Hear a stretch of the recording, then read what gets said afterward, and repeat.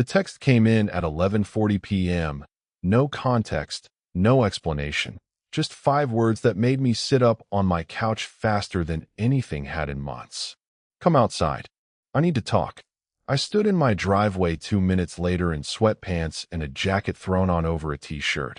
And there was Marlo Ashby sitting on the curb between our two houses, exactly where she used to sit when she was 11 years old waiting for the ice cream truck. Except now she was 23, knees pulled up to her chest, staring at something on the pavement like it owed her an explanation. "You okay?" I asked, sitting down beside her, leaving a careful, deliberate gap between us out of habit more than intention. "No," she said. "Yes. I don't know. I've been sitting out here for 20 minutes trying to figure out how to say something, and I kept chickening out, and then I finally just texted you before I could talk myself out of it a fourth time. My name is August Reed. I was 30, a civil engineer who'd lived next door to the Ashby family for 11 years. Ever since I bought the house at 22 with a down payment I could barely afford and a lawn I had absolutely no idea how to maintain. Marlo's father had been the one who showed me how to actually use a lawnmower without destroying the flower bed along the fence line, back when Marlo herself was still a kid who rode her bike in aggressive figure eights across both our driveways and occasionally launched a soccer ball directly into my living room window. I'd watched her grow up the way you watch a tree grow in your own backyard, gradually, in increments too small to notice day to day, until one afternoon you look up and realize it's twice the size it used to be, and you can't remember exactly when that happened. 11-year-old Marlo with scraped knees and a gap-toothed grin.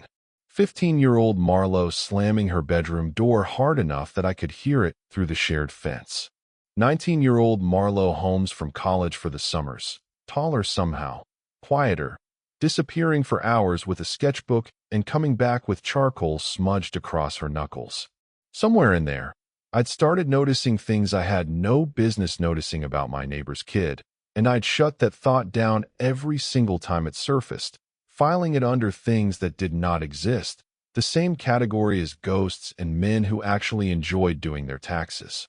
She'd moved back 6 months ago, finished with school, and was working remotely as an illustrator while she figured out her next move, staying in her childhood bedroom while she saved for a place of her own. I saw her most days, mowing my lawn or getting the mail or just crossing paths in the driveway, and every single time, the same careful, uncomfortable awareness I'd been ignoring for years got a little louder. "Talk to me," I said now, watching her stare at the pavement. "Whatever it is." She took a breath, the kind that clearly cost her something.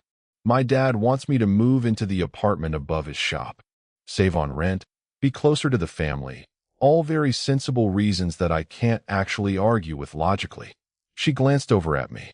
"And I've spent the last 2 hours lying in bed trying to figure out why the idea of moving 3 miles away made me feel like something was ending, and I finally admitted to myself it's because I don't want to stop living next door to you." I sat very still, processing that, the November air cold enough that I could see both our breath in the streetlight. "Marlo, I know how that sounds," she said quickly, words picking up speed the way they used to when she was a teenager confessing to something before her nerve gave out. "I know you've known me since I was 11. I know this is exactly the kind of thing where you're supposed to say something reassuring about how you've watched me grow up, and it would be weird, and I've spent 2 hours preparing myself for that exact response, and I still couldn't stop myself from texting you at midnight anyway. I wasn't going to say that." She looked at me properly then, some of the nervous momentum draining out of her, replaced by something more careful. "What were you going to say?" I exhaled, because apparently we were doing this on a curb at midnight in November, and there wasn't really a version of this conversation that got easier by waiting.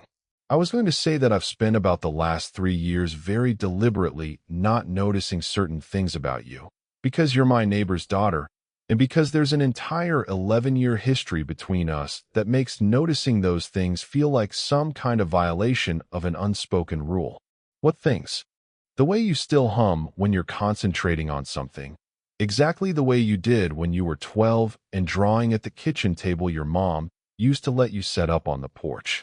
The way you wave at me every single morning, even when you're clearly still half asleep and running late.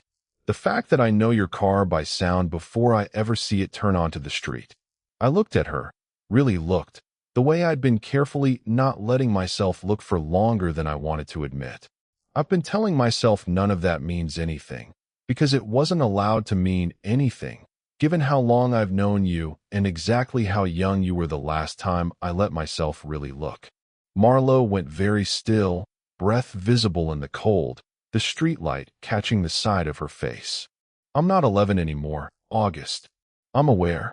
Believe me, I'm aware in a way that's made the last 6 months genuinely complicated. Complicated how? I hesitated because there wasn't a version of the next sentence that didn't feel like crossing something I'd spent years carefully not crossing. Complicated in that I look forward to seeing your car pull into that driveway more than I probably should for someone who's spent 11 years being the guy who taught your dad's neighbor how to use a lawnmower. Her breath caught, sharp and audible in the quiet street. You felt this too. I felt this for a while, I admitted. Longer than I've let myself think about directly. I told myself it was just fondness, the kind you'd have for anyone you watched grow up. And then you came back 6 months ago, and fondness stopped being an accurate word for whatever this actually is. She was quiet for a moment, studying me with an expression that had gone soft, careful, and searching. I used to have the most embarrassing crush on you when I was 16. I never told anyone. I used to find reasons to be outside whenever I heard your car in the driveway, and I told myself it was just a phase, the kind every teenage girl has about some older guy in her orbit. 16, I repeated slowly. That's a long time to carry something like that quietly. I thought I'd outgrown it. Genuinely thought that, right up until I moved back in the spring and saw you out here fixing that same fence for probably the 4th time in 11 years. And every single feeling I thought I'd left behind in high school came back all at once. Except now I'm 23, and it doesn't feel like a phase anymore. It feels like something I actually have to do something about. The street had gone completely quiet around us, just the two of us and the street light, and 11 years of careful, unspoken distance finally cracking open on a curb in November. I don't have a plan for what this looks like, I said. I've spent so long telling myself this wasn't allowed that I never actually let myself imagine what happens if it is. I don't have a plan either, she admitted. I just know I don't want to move 3 miles away and spend the next year wondering what would have happened if I'd said something instead of just quietly packing boxes and pretending I didn't feel any of this. So don't move, I said, before I'd fully thought it through, the words coming out steadier than I expected. Not for that reason, anyway. Not to run from a conversation we're already having right now. Marlowe almost smiled, something loosening in her shoulders. That's a very direct suggestion for a man who spent 3 years pretending not to notice things about me. I've apparently exhausted my capacity for indirect. It's midnight, it's cold, and you texted me 5 words that undid about 3 years of careful denial in under 2 minutes. I don't have the energy left to be subtle about the rest of it. She laughed, short and surprised, the kind that snuck out before she'd fully decided to allow it. And something in that laugh settled the last of the nervous energy still sitting between us. For the record, I didn't actually decide to move. I told my dad I needed to think about it. I think some part of me already knew I wanted an excuse to have this exact conversation before I gave him an answer. So this was a test. This was me being too much of a coward to just say it outright. So I engineered a reason to sit on a curb with you at midnight instead. She looked at me, steady now. All the nervous momentum finally settled into something calmer. It worked, though. I got my answer. What's the answer? That you've been quietly not noticing me for 3 years, and I've been quietly hoping you'd stop not noticing for about the same amount of time. And apparently all it took was one very dramatic midnight curb conversation to get both of us to admit it. I reached over and took her hand, slow and deliberate, giving her every chance to pull back if this wasn't actually where she wanted to land. She didn't. Her fingers laced through mine easily, cold from the November air, steady in a way that told me she'd been building up to this moment for longer than just the last 20 minutes on the curb. For what it's worth, I said, I don't think 11 years of history is a reason this can't work. I think it's actually the only reason I trusted enough to try.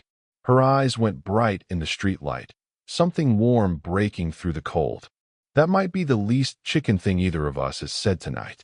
I've had 3 years to build up the nerve. It just took you 5 words at midnight to actually get it out of me. She leaned in, and I met her the rest of the way, and I kissed her right there on the curb between our two houses. 11 years of careful distance finally, quietly collapsing into something neither of us was interested in taking back. She made a small, surprised sound against my mouth, then kissed me back like she'd been waiting years to stop being careful about it, which, I understood now, she had.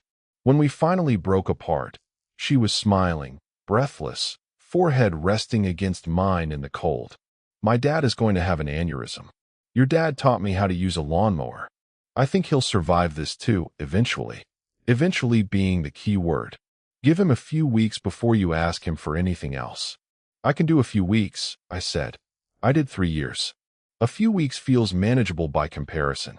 She laughed again, tucked into my side against the cold, and for a long time neither of us moved, just sat there on the curb where she used to wait for the ice cream truck, watching our breath fog in the streetlight, in absolutely no hurry to go back inside. She never took the apartment above the shop. Instead, 6 months later, she moved into the house 2 doors down, close enough that her dad still gets to see her constantly, close enough that some mornings I still hear her car before I see it turn onto the street. Her father, predictably, took about 3 weeks to fully come around, then showed up at my door with 2 beers and a look that suggested he'd known longer than either of us gave him credit for. I still fix that same fence more often than any fence reasonably needs fixing, mostly now because she likes to sit on the porch and watch, sketchbook in her lap, humming the same way she did when she was 12. And every single night, without fail, I find some reason to walk her the short distance home, even though it's 2 doors down, even though neither of us needs the extra few minutes. Some habits, it turns out, are worth keeping around long after you stop needing the excuse for them. What would you have done if your neighbor's daughter you watch grow up texted you to come outside at midnight? Have you ever had feelings you spent years convincing yourself weren't allowed, only to find out they were wanted all along? Tell your story in the comments. If you like this one, leave a like, subscribe, and I'll see you in the next.